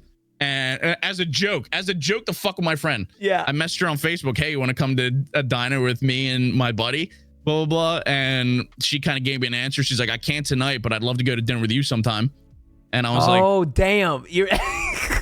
I was like, oh shit. Okay. Yes, let's try that. Oh, that's awesome. Now we're married That's for a long so time. sick. Yeah. So it started out as a joke to fuck with my friend, to embarrass him and bring someone that I knew, didn't work out with him like as an early teenager, and thought it'd be embarrassing to bring her along, but we ended up we ended up physically meeting at my job. She came into shop, you know, and that's kind of when we planned to hang out afterward. But I was one of the key holder managers at Hot Topic. Yeah. So when I met her in person, it was at Hot Topic, which is kind of funny. That's like the cliche thing. That's such a good story, bro. That is such a good story. Mm-hmm. The next question involves your wife. I had a few questions here. How she helped you over the years? I know you mentioned earlier. You said with your wife, you know, she kind of urged you or convinced you to do streaming. But like with streaming in general, how she helped you out throughout the years? You know, I think it's very important that creators have that rock, you know, and if somebody's not supporting you doing your job, then it might not be the one, you know. And how has your wife kind of helped you throughout the years? A lot of stuff is, you know, I don't know how to word it, but like is super validating. She's been super validating with me and always telling me how proud she is of the things I'm doing. You know, she's my biggest fan and always will be, and I really love that for both of us. But she's just always been super supportive. She occasionally gives me ideas that I'll actually use. Sometimes not so much. Sick. Yeah. Sometimes she'll give me ideas and I'm like, no. You know, but sometimes she'll even come up, oh, what if you tried this? Oh, what if you did this? And you know, even that kind of stuff, even if I don't like the way she thought about it, it could inspire. Like, no, I wouldn't do that. But if I take that idea and do this, you know what I mean? So she's given ideas over time, but mostly it's just like the support and, you know, early on saying like, if you flop, I'll do my best to catch you. That's awesome. Which I was fortunate that it didn't flop.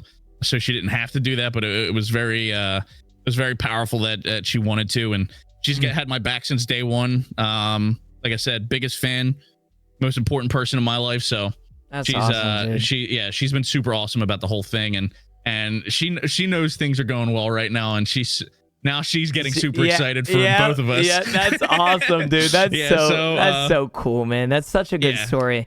Now speaking about family, if you don't mind me asking, are you so close with your family? I assume you are. And what do they mean to you in your content journey? Like, have you explained it to them? No. No. I'm not close to my family at all. I have one brother that we have the same parents.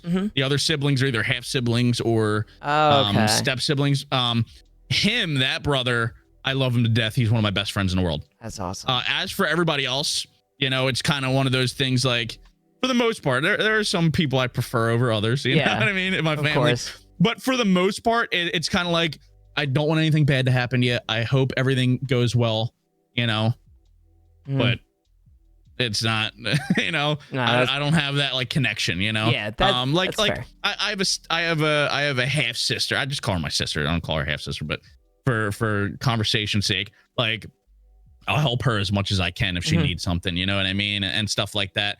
And I care for her, and when if I have to, and stuff like that. But my one brother that we share parents with is like I said, one of my best friends. He's really the only one I'm like close with.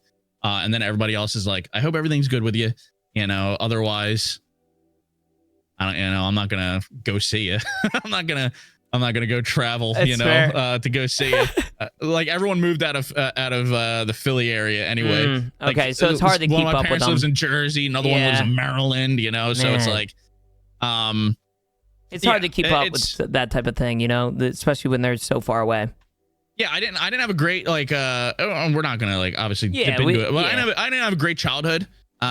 So like I don't have that connection. That's right. Like with my parents or anything like that. So it's pretty much I've felt solo for a long time. My brother that I am close with doesn't really understand the streaming thing. I think he's been in my stream once in 3 years. And it was like within the first couple months of me starting. That's awesome.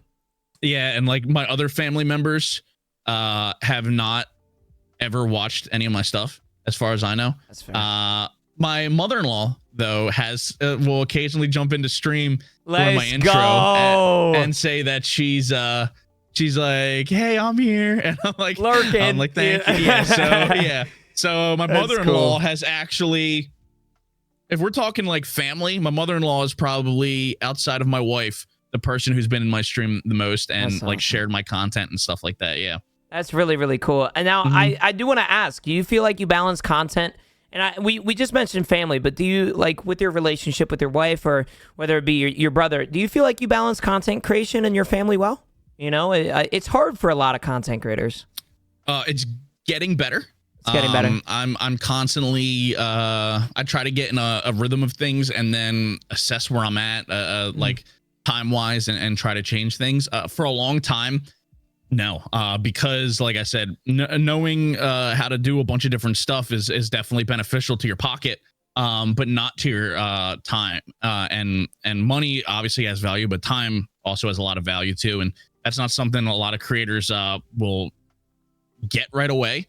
That sometimes time is almost as valuable as money. So although I was saving a bunch of money, my schedule was pretty much I would wake up I would get right to editing stuff, then stream, eat dinner, come back down, edit. By the time I go upstairs, my wife's asleep, every day. And then Saturday, I'm playing catch up on anything I couldn't finish during the week.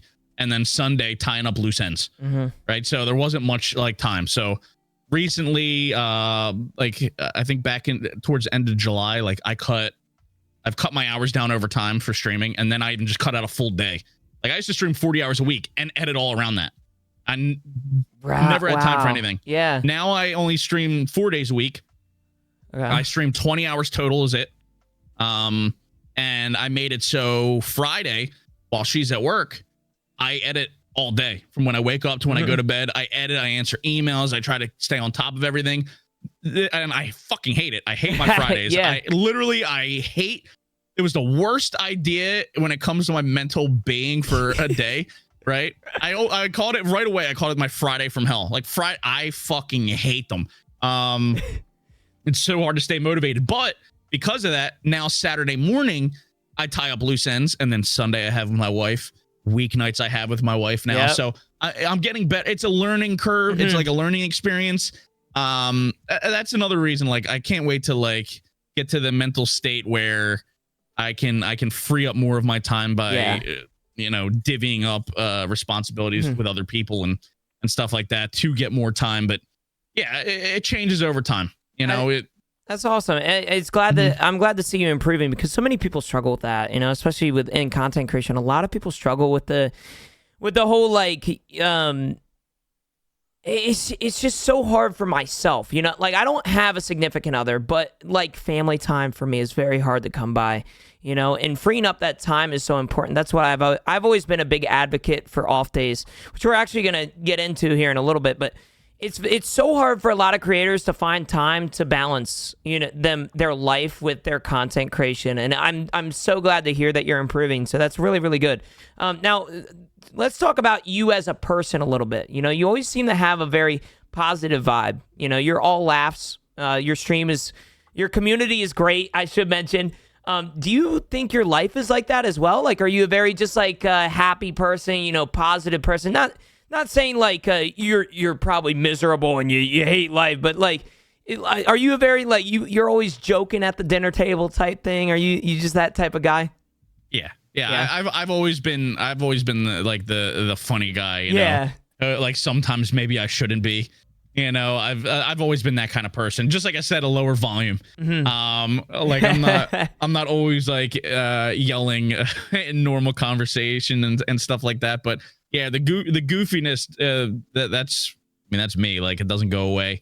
And yeah, like I've been, like I said, I'm burnt out a lot, you know, as a bunch of other content creators are. And I try to do my best to optimize time to avoid that. But sometimes you can't. Like it's just, I mean, it's like doing anything in life. Sometimes you just get burnt out and it does affect your life. So, like I might feel like a drone, feel zombie, but for the most part, aside from anxiety a lot, like I try to be a positive person, you know. I've had times in my life that were awful.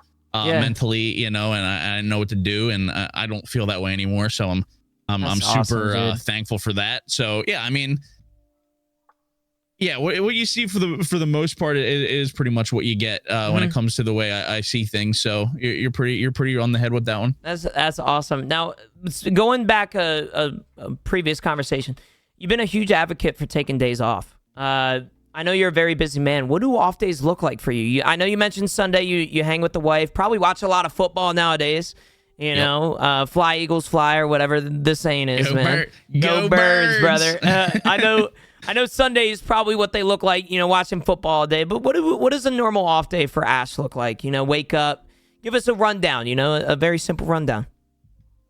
It's tough because it depends on how you look at an off day. Like a lot of times, if I'm taking an off day for stream, it's because I have something else work related to do. That's fair. You know, like I'm behind on something that I need a catch up day, or there's some sort of event going on. So it's not really an off day. You know, a lot of people do see like when you're off from stream, consider an off day, but for me, it's not. I agree. I really don't get too many fully off days. Sundays, me and the wife will watch football, you know, hopefully have some, maybe have some friends over throughout the season. Saturday is, usually tying up loose ends. So like I might sleep in as much as I can. Sorry about that. No, I'm okay. I got tomorrow. But and then I'll do some editing, whatever, but I always end up doing some sort of, work on Saturdays. So it's like, it's not like a complete off day, but that's why I'm really trying to optimize my time to give me freedom, because it's one of those things where usually when I was working, like I said, I would fish a lot, and on Saturdays I would look forward to like a Saturday all week, and I'd be like, I don't have to go to work, I'm waking up early and I'm fishing.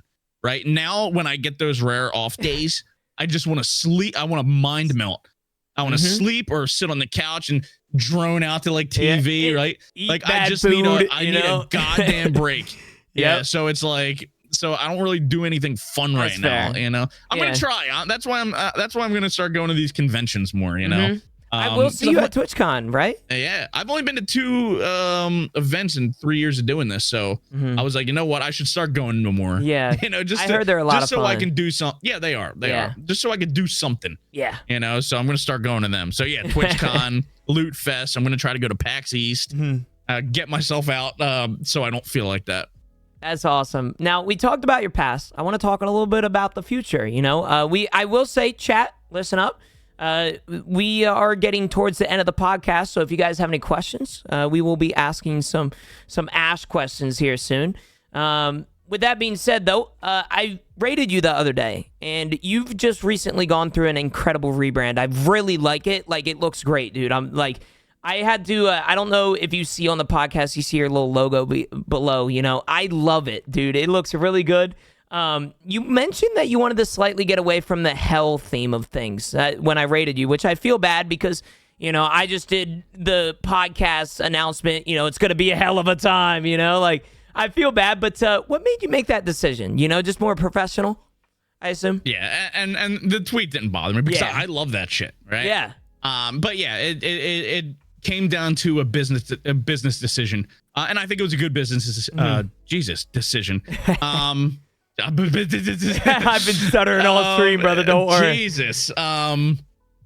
But yeah, like I'm not gonna dip into the topic too much. It's not a topic I talk about, but I'm not a religious person, right? Yeah, okay. I like that shit because I like the look of it. Yeah. Simply, you know, like that shit's always been badass to me. The like devil shit, all Yeah, the horns, devil flames, horns. Yep. whatever. You know, the red lights, black walls. Obviously, like this was like my little like hell dungeon. Like I love that look. Yeah. You know, but there's a lot of people who can't be reasonable in the world about it, and I won't get, like I said, I won't work myself up. Yeah, no, but, I get you, man. Nobody has compromise. There's a lot of people who can't separate things. Yep. So I don't want brands in the future to look at me, and whether they have any sort of feeling or not, they will assume their consumers have a certain feeling about things. So they might not be interested to work with me, so they don't lose consumers. And that makes sense as a business. I think it's silly that the world's even like that, but I agree. I have to do what I can to put myself in a good position, because like I said, I treat this a lot like a business, you know, that I'm a very business minded, and I felt like there was a way to keep it that I still want to keep it like dark and badass looking, but take away that element. And I think the rebrand nailed that. You know, I still think it feels like me. In fact, it probably fits better, which is great. And it didn't really take away too much of the aesthetic at all. Yeah. Just changed the way it was approached. And yeah, it was definitely a purely business option moving forward. Because I don't plan on stopping, you know. We're on a good path right now, and I got to keep that path going. You got to keep riding the wave, as the content creators say, you know. Props to you, man. Props to you for going towards that business decision. Now I do want to ask a little, it could be business, it could be personal. What's coming up for Ash? You know, any big plans? Tell us future things, you know, like you have anything in the realm that you can share with us? Maybe not something top secret, but is there anything that you've been working on, have any big plans for? I mean, the only thing that I guess I can like talk about is that I will be at the convention, so that'll be good for me to get away. It'll be good for me to see my friends, and also for anyone who wants to come take pictures and hang out and stuff like that. Like you know, that's always fun for everybody. So I'll be at TwitchCon Vegas late next month, less than a month from now. Loot Fest, I believe, is in February. In Fort Worth, late February. I should be there as well. And then PAX East, I think, is Boston in March. I'll probably end up at that. But that's, you know, anything else would be such early stages of things, or things I can't, like, I can't really dip into right now. Yeah, no, 100%. But there are some things behind the scenes that I've kind of announced and showed an example of that I have to get going on a little more. And that's that I'm going to be bringing my content to multiple languages. Ooh, okay. I don't know if you saw the sample of that yet. I didn't. No. Yeah, I'll have to send it to you. Some people have done this in the past before. Not as many as you would hope in the gaming space. Yeah. But some have done it in the past. To where they'll hire somebody to do like a voiceover in another language. What I did is I cloned my voice. So not only is it in another language, but it's in my voice. That's so sick. I have not seen that done in gaming yet. That's really cool, bro. Holy hell. I gotta find that and send you the link. That's awesome, man. That should be huge for you too, right? Like I assume the reason that you're doing it is because you want to get your content more so out there, you know? That's really cool. The whole world doesn't speak English. Yeah. You know? No, is it done through AI? I assume? Part of it. A lot of voice training. And things like that. I'm trying to find it for you. No, you're good. You're good. Take your time, dude. We could get into. We go. Okay, you got it. Yeah, I don't have Discord on this computer. Oh no. Can I just put it in your chat, or yeah, that's fine. No, you won't get smacked. You're good. There you go. I believe that's it. I want to see this. I'm gonna. Yeah. But inclusivity is another thing. Inclusiveness, you know, and I eventually want to have it to where people from other languages can speak in chat too. I want to see this. This is... But it's in my voice, which I have not seen done yet in gaming. How strong my upper body part is? See. No hands. You see? Vamos, sube. Me estás asustando, me estás asustando. Tienes Oh, una vida so- feliz. No tienes que demostrarme nada, Jesús. Okay, don't do that though. Sí, yo no lo haría. Hombre, aquí hay muchas paredes, muchos bloques. Mira esto. Pon la pieza final, amigo. No sé qué hubiéramos hecho sin estamos cambiando el mundo. ¿Cuál es la carga de trabajo para And it's este not trabajo? perfect It yet. can be Yeah, from getting there. 160 dude. to like 300, something like that. But if you ask me, the lumber job is what it is. But it takes a lot of time. It took a long time to do this little Yeah. TikTok. So I'm trying to find the best way to optimize it. So Are you okay? we'll No. see. We'll see. And I'm trying to do combinations of You things hit that there. Like pillbox on the way I back. left the other people in English and just did captions for them, just so Yeah. it's streamlined it a little bit, you know, and I don't have Yeah. to worry about their Gotta get voices and pillbox. stuff like that. But yeah, I spent a lot of time getting I actually started this idea Do I back see in a like phone April and sticking told out? nobody. That's And so cool. I was able to put this example out Yeah. early September. So that's how long it was in the works. And sometimes your ideas, like, you kind of need tech to catch up. You know what I Yeah. mean? And that's kind of where I was and kind of where I still am to make it where I wanted to be. But I plan on having multiple languages on YouTube to start. That's so sick. And then also I want to bring that to the live crowd and see if I can have someone develop something for on the spot translation for subtitles, and even possibly something in chat to where mods will be able to auto translate anything in another language, so they can mod Yeah. it, and I don't have to kick people, so I can read it, I can respond to it. So I'm trying to get all of that done. That's what's kind of that's kind of like the secret behind the scenes thing I'm working Yeah. on. But it's very in depth. And Jeez, not all the bro. tech is there yet for what I want to do. That's so cool. So like things need to be developed, and some of it I might have to get someone to develop for me. Mhm. You know what I mean? But the way tech works, it moves fast. So, you know, That's I don't know. We got to, sometimes you just got to let things play out. I'm the kind of person, I need things done like that, but I've become very aware that sometimes tech isn't where I need it to be, or we need it to be for certain things, but develops so fast that I think this will be big in the future. That's so cool. I tell you what, Ash. we used to have, or well, we still do, but when I had a meeting one time with Sigma for Evasion, you know, I think she was asking us like our thoughts on certain creators, and I think she asked me about you. Or I brought you up, and I'm telling you right now, bro. If like that was leaked somehow, like if that voice of what I'd said about you was leaked, you would think that like. I don't know how to explain. I hyped you up so much, Ash. It's not even funny, because it is. Whenever I watched your stream 2 years ago, I knew it was just a matter of time until you started getting what you deserved. Like when you were at that point where I was around the same time, you know, 50 average, maybe 30 average, whatever it may be. We were both at the same points. I knew. I almost envied you in a little bit, because I knew that it was just a matter of time until you absolutely like blew up, right? And I am so proud of the progress, and that right there is exactly why I say shit like that, is because you are just so ahead of the game, and you know exactly what to do at all times, and you find new ways of, you know, figuring out content. I would have never thought of that, you know, and that is just so inspirational, dude. So like. Man, I could give you a hug right now, bro. I'll give you a hug at TwitchCon, man, because that shit makes me so happy, dude. No, I really appreciate that, and it means a lot.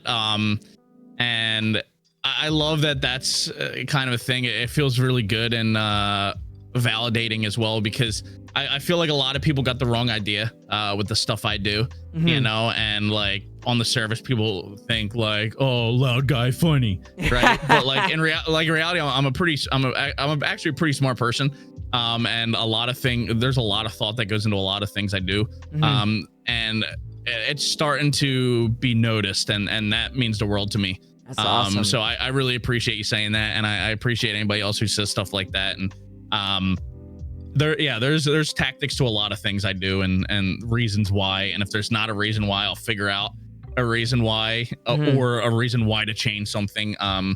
So no, that really means the world. And hey, it's only the beginning. We're only 3 years in. Sir. We got plenty of time. You got plenty of time, man. Yep. Now, before we end the podcast, we're around towards the outro, but I do want to say that chat, get your questions ready.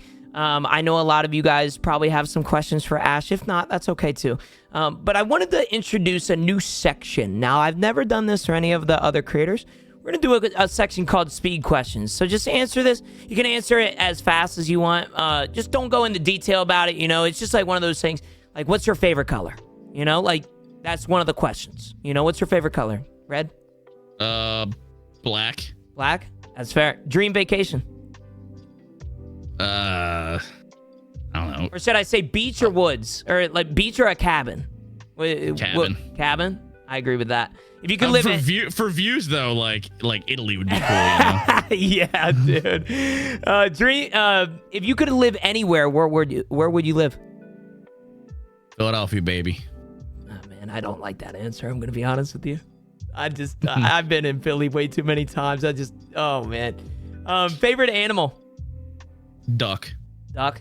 That's just a dope answer. PC sponsor. I set you up for this one because I know it just happened. Stitchville, baby. Yes, sir, man. And one last banger of a question. This might be a hard one. To answer. Eagles or Cowboys? Go Birds. Go Birds, baby. Oh, man. As we say, fuck them boys. Oh, that's so awesome, dude. Thank you again for being on the podcast, Ash. We are going to get into some chat questions. So if you guys have anything, feel free to answer or ask Ash any of the questions that you might have. I'm going to skim through here. Oh, no. Yeah. Pooters has Genooo AI cover songs. So he AI'd my voice recently, and he has like 10 songs. I've gotten them too. It's bad, bro. Cobra has a good one, it seems. How do you get past daily struggles of life and keep a positive mindset for stream? It's not easy when it comes up. It's just you got to think of the audience and you know the community, and you know you want to keep a positive thing for them, because a lot of times, you know, not everybody other people are also going through similar shitty situations, and you might be their way of getting out of that, you know. And I kind of keep that in mind when I go into things. So even if I'm having a bad day, like I might mention that I'm having a bad day, but you won't usually see it. Yeah, you know. Unless it's like constant like burnout of games, then you can tell I'm bored, whatever. But yeah, when it comes to like positivity and daily life struggles, like I'll be transparent and talk about it, which is helpful in its own way. But I really try to think about the community and try to keep everything positive, because I know other people are going through things like that and stuff like that. So I kind of deal with it in my own way and try to make it as easy for everybody else when I am dealing with it. That's awesome, dude. I tell you what, I'm glad you brought that up, because you mentioned talking about it and being transparent. I tell you what, I'm very transparent with my stream, but getting a therapist was one of the best things that I've ever done. Now, I'm not saying everybody needs a therapist. That's not what I'm saying at all. I do have a statement here for therapists, though, is not everybody needs one, but everyone should have one, if that makes sense. And I feel like, in a sense, like, it's very important, right? Even if you're the happiest person in the world, to have somebody to talk to about, you know, personal issues, right? So glad you brought up transparency. We'll get into some other questions here. What made you decide to be a content creator? Just because I've always kind of done that kind of stuff for fun. In high school, I was always the only one who knew how to Photoshop. So when funny pictures were on the internet, they're like, oh, well, Bob did that. Yeah. You know, and I loved that, and making little skits back then. But for me, I love entertaining. I didn't want to do it on the road anymore from the band days. I wanted to be home, you know, getting older with my wife. So I wanted to be at home, and it was a good way to entertain, keep that same passion, but do it from my house and be able to take skills that I already had, like audio, graphics, video, and put it all together into one thing. So that's kind of awesome. What made me want to do it. That's awesome. Now, this is a little away from that one. What beard oil do you use? Beard oil. I use it's actually called Beard Brand is the name of the brand. And they're actually pretty good. That's what I've been using daily for a little bit. Although I don't use much beard oil, I unfortunately for myself have naturally oily skin. You know, like I can't skip a shower unless I know nobody will see me. I can't shower at night because if I shower at night, I will wake up the next morning looking like I haven't showered. So I have to shower right before stream every day or I look like an oily mess. So I really don't have to use beard oil too much. When I do use Beard Brand. I also, that's what the balm, the styling balm I use is also Beard Brand. Okay. And that's what I've been, when I want the more natural fluffy mustache look like now, I also have Beard Brand balm in it. So that's awesome. That's a big company I use for that kind of stuff. I might need that stuff eventually. Yeah. I think, you know, hey, you never, dude, you saw that picture of me, the picture we joked about where I was clean shaven. I couldn't grow facial hair. I was like 25, 26. You got more than I did at the time. I'm trying, man. You know, I'm not trying to have a mustache or a long beard. I'm just trying to look a little bit less than 12, you know? So, or a little bit more than 12. Dude, if I shaved, I would look like a baby. Really? I have a baby face, 100%. That's awesome, man. Well, we have one final question. I tried to get through all of them. What was the name of the band you were in? What's that? If you don't mind saying. Because I know sometimes. When I was like 18, like the first band I was in was called Amyst. It was AMYST. And then the last band I was in that I stopped in my like mid-20s was called Phantoms. Okay. So that's awesome. That's awesome. I appreciate it, Ash. Thank you again, man, for being on the podcast. Once again, where can we find you? Platform, schedule, you know, all the shit, the whole shebang. Yeah. I'm AshIV _ Ash4 _ whatever you want to call it. Across all platforms, you'll find me under the same name. I'm usually live on Twitch Monday to Thursday, 2 p.m. Eastern to about 7 p.m. Eastern.